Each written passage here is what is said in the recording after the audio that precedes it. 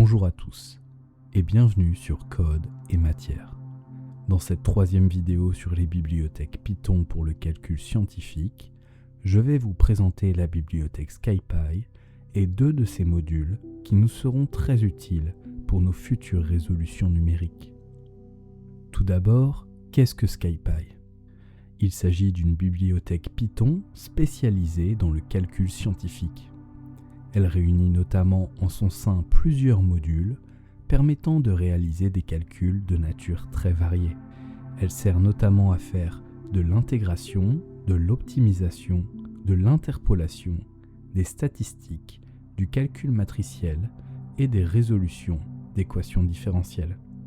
Ces applications étant très larges, cette introduction n'abordera que deux d'entre elles qui nous seront très utiles, les constantes physiques et l'intégration. Le premier module que j'aimerais introduire est le module Constants, et comme son nom l'indique, il contient toutes sortes de constantes. Commençons d'abord par importer tout le contenu de ce module avec la commande from scipy.constants import étoile. Ce module ne contient que des flottants, des valeurs de constantes et d'unités en unités SI. Pour utiliser une constante, il suffit de l'appeler comme n'importe quelle variable avec son nom, sachant que certaines d'entre elles en ont deux. Il y a énormément de constantes dans ce module, comme par exemple la vitesse de la lumière, la constante gravitationnelle, la permittivité du vide ou la constante d'Avogadro. Et il y a même des constantes très spécifiques. Vous pouvez trouver la liste complète ainsi que le nom de variable de chaque constante dans la documentation SciPy. Cependant, il est important de savoir que toutes ces constantes sont données en unités SI. Ainsi, si nous voulons travailler dans un autre système d'unités, il faut savoir faire des conversions. Heureusement, c'est très simple à faire grâce à SciPy, car le module Constants contient également les conversions en unités SI des autres systèmes d'unités. Il est donc possible d'obtenir la valeur d'un pouce en mètres, d'un degré en radian, d'une semaine en secondes, d'un hectare en mètres carrés, d'un litre en mètres cubes, d'un 1000 par heure en mètres par seconde, et bien plus, mais là encore, je vous invite à aller explorer la documentation. Ce module possède également les préfixes SI, tels que kilo, milli, méga ou nano. Terminons cette partie avec un petit exemple d'application. Calculons l'énergie d'un photon à partir de sa longueur d'onde lambda. La formule reliant les deux est la relation de Planck-Einstein, E égale hc sur lambda, avec h la constante de Planck et c la vitesse de la lumière. On souhaite calculer l'énergie d'un photon dont on a mesuré la longueur d'onde, sauf qu'on a fait une erreur avec nos outils de mesure et la valeur qu'on a n'est pas en mètres, l'unité SI, mais en pieds. On a mesuré une longueur d'onde de 2 micropieds. Bon, on ne va pas refaire la mesure pour autant, utilisons SciPy pour déterminer la longueur d'onde et l'énergie en unité SI. Tout d'abord, convertissons notre valeur de longueur d'onde en mètres en écrivant lamb égale 2 fois micro fois foot, 2 micropieds. On peut alors l'afficher avec print de lamb et on trouve une valeur d'environ 610 nanomètres, ce qui correspond à un photon du spectre visible de couleur rouge-orangé. On peut maintenant calculer l'énergie du photon en écrivant E égale h fois c divisé par lamb, puis en affichant la valeur, on trouve une énergie d'environ 3 10 puissance moins 19 joules. Bon, on voit que c'est très petit, et en fait le joule n'est ici pas très adapté. Il est utile pour des énergies macroscopiques, mais pour des objets si petits, on préfère utiliser une autre unité, l'électronvolt. Eh bien, qu'à cela ne tienne, convertissons cette énergie en électronvolts. Pour ça, on divise notre énergie en joules par la valeur d'un électronvolt donnée par la constante EV, et on trouve alors une énergie de 2 électronvolts. Un rapide coup d'œil dans Wikipédia nous permet de vérifier que 2 électronvolts est bien compris dans la fourchette d'énergie des photons du domaine visible. Tout fonctionne très bien et comme vous l'avez vu, l'utilisation des constantes et des unités de ce module est très intuitive, tout en nous permettant d'utiliser la valeur des constantes la plus précise possible. et c'est pourquoi nous nous en servirons abondamment dans les prochaines vidéos. Voilà qui conclut cette présentation du module Constants. Passons donc au deuxième module de cette introduction, le module Integrate. Le module Integrate permet de calculer des intégrales et de résoudre des équations différentielles ordinaires. Nous pouvons l'importer avec From SciPy Import Integrate. Commençons avec le calcul d'intégrale. Calculons I qui est égal à l'intégrale de 1 à l'infini de 1 sur x carré dx. Le résultat se calcule facilement grâce à la primitive de 1 sur x carré qui est moins 1 sur x et on trouve 1. Calculons maintenant cette intégrale numériquement. SciPy fournit plusieurs fonctions pour calculer des intégrales de fonctions connues, mais la plus générale est quad et on l'appelle sous la forme integrate.quad de f à b, où f est la fonction à intégrer et a et b sont les bornes inférieures et supérieures de l'intégrale et peuvent valoir n'importe quel nombre réel, y compris moins l'infini et plus l'infini grâce au nombre np.inf de NumPy. Essayons donc avec notre exemple. Définissons la fonction f de x, puis calculons l'intégrale en écrivant i égale integrate.quad de f1 np.inf. En affichant i, on remarque qu'il s'agit d'un tuple. Le premier élément est la valeur de l'intégrale, ici 1 comme attendu, et le deuxième élément est une estimation de la valeur absolue de l'erreur. Donc ici, la fonction quad estime que le résultat qu'elle a donné s'écarte de la valeur réelle de 10 puissance moins 14. J'insiste sur le fait qu'il s'agit d'une estimation. En effet, dans notre exemple, la fonction quad nous a donné la valeur exacte, donc cette erreur est surestimée. Mais dans d'autres situations, il est possible que ce ne soit pas le cas. Cette estimation est un indicateur de la fiabilité du résultat, mais on ne peut connaître la véritable erreur absolue qu'en ayant connaissance de la valeur exacte de l'intégrale. La fonction quad reste tout de même très efficace et s'avère en particulier utile pour calculer des intégrales sans solution analytique. Et dans le cas où nous avons un ensemble de points mais que nous ne connaissons pas la fonction analytique associée, nous avons 3 autres fonctions de SciPy pour nous permettre d'intégrer cet échantillon. La plus simple est integrate.trapezoid de y et de x, qui, comme son nom l'indique, intègre l'échantillon par la méthode des trapèzes. Une autre fonction est integrate.Simpson de y et de x, qui intègre l'échantillon par la méthode de Simpson.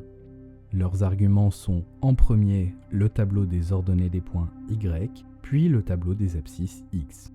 Ces deux fonctions peuvent être utilisées pour n'importe quel type d'échantillon, même si la discrétisation des abscisses est irrégulière. En revanche, la troisième fonction est plus contraignante, mais beaucoup plus efficace. Il s'agit de la fonction integrate.Rhomb de y et dx, qui intègre l'échantillon avec la méthode de Romberg. Cette fonction nécessite 2 conditions. La première, il faut que l'espacement des abscisses des points soit constant, c'est le dx en deuxième argument. La deuxième condition est qu'il faut exactement 2 puissance k plus 1 point dans l'échantillon, avec k un entier positif.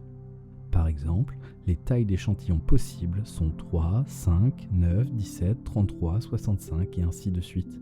Ces conditions sont contraignantes, mais le résultat sera plus précis. Testons ces fonctions en intégrant la fonction f précédente entre 1 et 2, la solution étant 1,5. Créons d'abord notre échantillon en définissant un tableau des abscisses x contenant 257 valeurs régulièrement espacées entre 1 et 2. Les conditions pour utiliser Rhomb sont donc remplies, 257 étant 2 puissance 8 plus 1. On définit ensuite les ordonnées avec y égale f de x, puis on calcule l'intégrale avec les 3 fonctions. On compare ensuite les résultats à la solution exacte, et en les affichant, les écarts relatifs nous confirment bien que trapézoïde est la fonction la moins précise et que Rhomb est la plus précise pour notre exemple. Bien sûr, le choix de la fonction à utiliser dépend du problème à résoudre. Nous allons maintenant aborder une fonction que nous utiliserons très souvent, solve IVP, qui permet de résoudre des équations différentielles. Cependant, elle ne permet pas de résoudre n'importe quelle équation différentielle. Elle ne fonctionne que sur les systèmes d'équations différentielles ordinaires du premier ordre. Une équation différentielle ordinaire, ou EDO, est une équation différentielle dont toutes les dérivées dépendent d'une seule et même variable, contrairement aux équations aux dérivées partielles, ou EDP, dont les dérivées peuvent dépendre de plusieurs variables. Une équation différentielle du premier ordre est une équation différentielle dont la plus haute dérivée est d'ordre 1, c'est-à-dire une dérivée première. Cette condition peut paraître restrictive, surtout sachant qu'en physique on a très souvent des équations différentielles d'ordre 2, mais en fait ça ne change absolument rien. En effet, toute équation différentielle d'ordre n peut être réduite en un système de n équations différentielles d'ordre 1 couplées. Et ça tombe bien car les systèmes d'équations différentielles d'ordre 1, c'est exactement ce que résout SolvIVP. Et donc cette fonction nous permet de résoudre n'importe quel système d'équations différentielles ordinaires de n'importe quel ordre. Prenons un exemple concret. On souhaite trouver x, la fonction de t, solution de l'équation différentielle d'ordre 2, x2 plus 1/5 de x plus x égale 0, avec les conditions initiales x de 0 égale 1 et x de 0 égale à 0. On utilise ici la notation de Newton avec un point au-dessus d'une fonction pour indiquer la dérivée première et 2 points pour la dérivée seconde. Voici la fonction solution de ce problème. Notez que la variable de x est ici notée t et sera appelée un temps dans la suite par commodité, mais cette variable peut être n'importe quoi et pas nécessairement un temps. Ceci dit, quelle est la procédure pour réduire cette équation différentielle d'ordre 2 en deux équations d'ordre 1 ? Tout d'abord, renommons x point en v. Et donc naturellement, on a x2 point qui est égal à v point. On peut donc écrire le système x point égale à v et v point égale à moins 1 sur 5v moins x. Le voilà notre système d'équations d'ordre 1 couplé. On peut alors écrire grand X point égale à f de t et de grand X. Ceci est l'équation différentielle que peut résoudre SolvIVP. En donnant la fonction f qui donne la dérivée de x et le vecteur des conditions initiales x0, SolvIVP calculera le vecteur x sur l'intervalle des valeurs de t de notre choix. Voilà pour les notions mathématiques. On appelle la fonction SolvIVP comme ceci. Sol égale integrate.solvIVP de fun, tspan, y0 et teval égale à t. Sol contiendra la solution de l'équation différentielle, c'est-à-dire ici le vecteur x. Fun est la fonction donnant la dérivée de x et doit être écrite fun de t et de x avec le temps en premier, puis le vecteur x à déterminer et éventuellement d'autres arguments après. Tspan est un tuple ou une liste de deux éléments donnant l'intervalle de temps sur lequel on veut résoudre l'équation.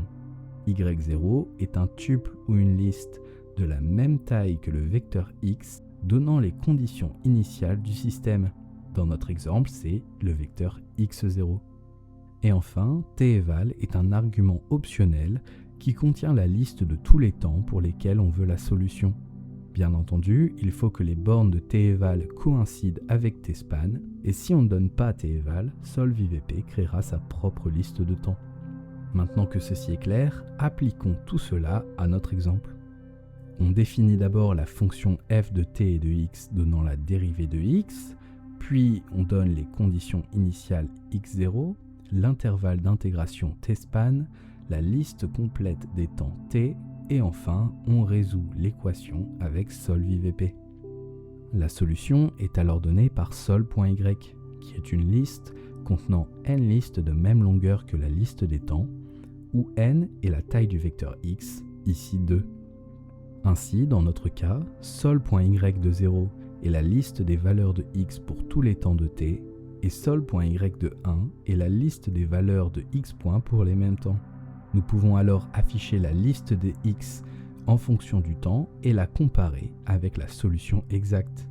On peut également afficher l'écart absolu en fonction du temps et même l'intégrer avec la fonction Simpson pour obtenir la moyenne intégrale de l'écart absolu. Voici donc le graphique donnant x en fonction de t, et ici le graphique donnant l'écart absolu en fonction de t. Voici les bases à connaître pour l'intégration. Nous verrons d'autres notions lorsqu'elles seront nécessaires. Ceci conclut donc cette vidéo. Si dans les précédentes, nous avons vu des bibliothèques permettant de manipuler des données et les afficher, la bibliothèque SciPy nous permet de faire des calculs avec. Elle est donc indispensable pour les résolutions de problèmes physiques. Aujourd'hui, nous avons abordé beaucoup de choses. L'utilisation des constantes physiques et des unités, l'intégration de fonctions et d'échantillons, et la résolution d'équations différentielles. Des choses complexes, mais nécessaires. Je vous invite donc à vous assurer que vous avez compris toutes ces notions et à aller voir la documentation SciPy si des doutes ou des questions persistent. Comme toujours, ce que nous avons vu n'est qu'une introduction, mais des précisions arriveront lorsque nécessaire dans de futures vidéos. À propos de futures vidéos, la prochaine sera la deuxième partie de l'introduction à Matplotlib, où nous parlerons du module animation qui nous sera utile pour notre premier problème, le pendule. D'ici là, je vous souhaite une bonne journée et n'oubliez pas, continuez d'explorer le code et la matière.